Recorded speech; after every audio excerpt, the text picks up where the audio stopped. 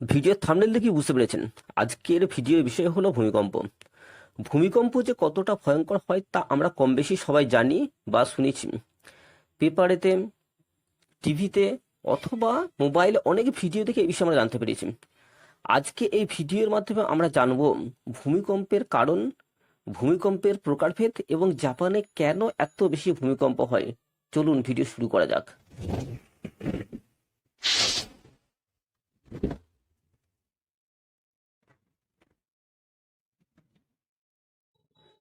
কোনো প্রাকৃতিক নিয়মে ভূপৃষ্ঠের হঠাৎ কম্পনকে বলে ভূমিকম্প। এখানে ভূমিকম্পের ডেফিনেশন দেওয়ার সময় এই যে প্রাকৃতিক নিয়ম, এই কথাটা এখানে বলতেই হবে। কেন?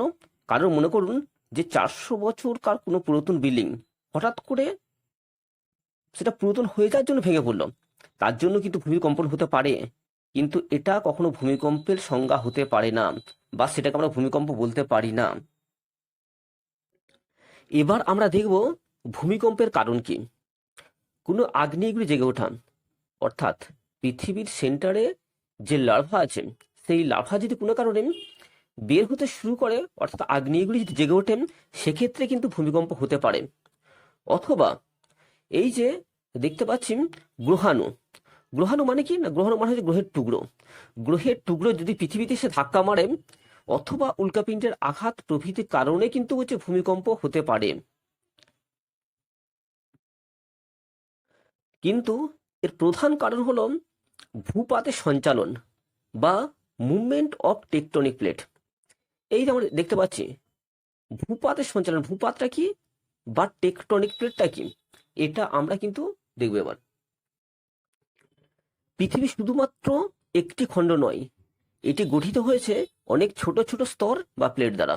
অর্থাৎ আমরা যখন পৃথিবীর ছবি দেখি তখন আমরা কি দেখি না, পৃথিবী একটা ফুটবলের মতো, যেখানে এই যে গ্রিন কালারের পার্টটা দেখি সেটা আমরা স্থলভাগ হিসেবে কনসিডার করি, এবং এই যে ব্লু কালারের যে পার্টগুলো দেখি সেটাকে আমরা জলভাগ হিসেবে কনসিডার করি।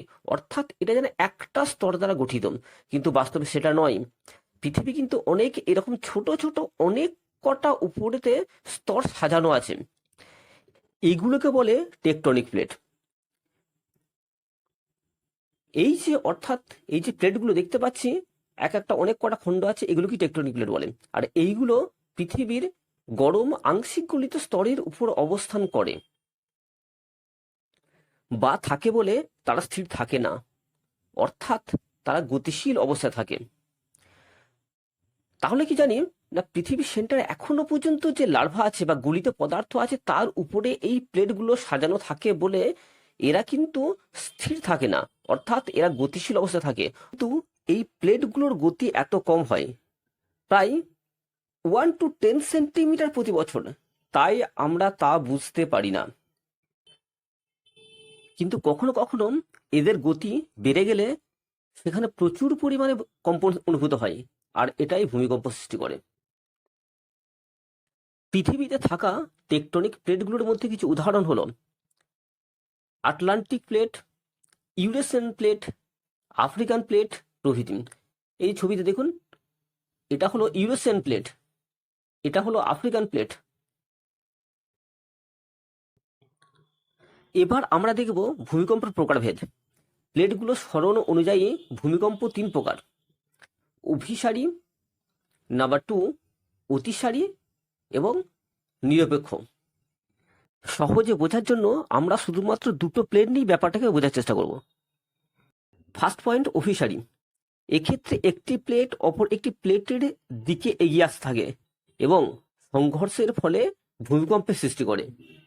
আমরা দেখতে পাচ্ছি কি না, আমরা দেখতে পাচ্ছি এই একটা প্লেট আর এই একটা প্লেট, তারা কি হয়ে থাকে না, তারা পরস্পরের দিকে ঠিক এইভাবে এগিয়ে আসতে থাকে এবং এর ফলে ভূমিকম্পের সৃষ্টি হয়। সংঘর্ষ খুব জোরালো হলে ভূমি খুব উঁচু হয়ে পর্বত পর্যন্ত তৈরি করে। মনে করুন যে এই একটা প্লেট আর এই একটা প্লেট, তারা পরস্পর কাছে এগিয়ে আসতে থাকে, তার ফলে একটা প্লেট নিচের দিকে নেমে যায় আর একটা প্লেট তার উপরে চেপে যায়। ঠিক ডান দিকে লক্ষ্য করুন, ঠিক এইভাবে একটা প্লেট নিচে নেমে গেল আর একটা প্লেট উপরে উঠে গিয়ে এরকম ভাবে ঠিক উঁচু হয়ে পর্বতের মতো আকার ধারণ করে বা পর্বত সৃষ্টি করে। উদাহরণ হিসেবে বলা যায় আল্পস, ইউরাল এবং চিয়ান পর্বতমালা ঠিক এইভাবে সৃষ্টি হয়েছে। নাম্বার 2, অতিসারী।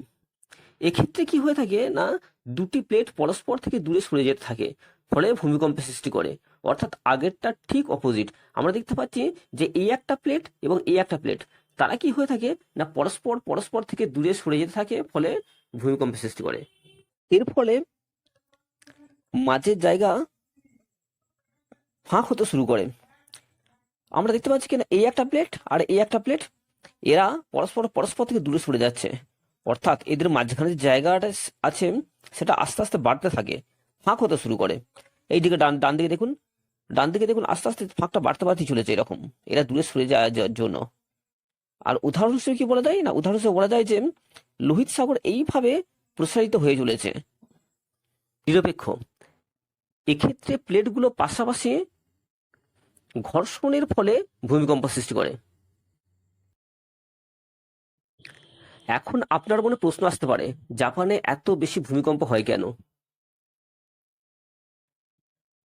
পৃথিবীতে অনেক টেকটনিক প্লেট থাকলেও এর সংখ্যা পৃথিবীর প্রত্যেকটা দেশে সমান থাকে না।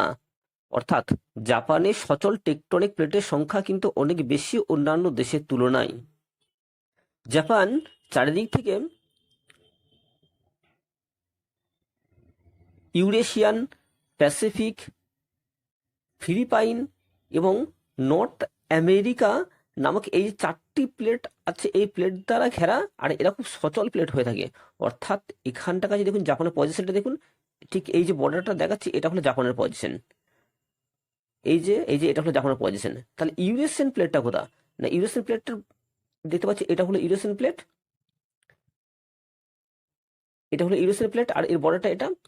আর এটা হলো দেখতে পাচ্ছি আমরা কি না প্যাসিফিক প্লেট। প্যাসিফিক প্লেটের বর্ডারটা কোনটা না, হচ্ছে এইটা হলো প্যাসিফিক প্লেটের বর্ডারটা। আর আর এটা হলো ফিলিপাইন প্লেট। ফিলিপাইন প্লেটের বর্ডারটা দেখুন এইটা।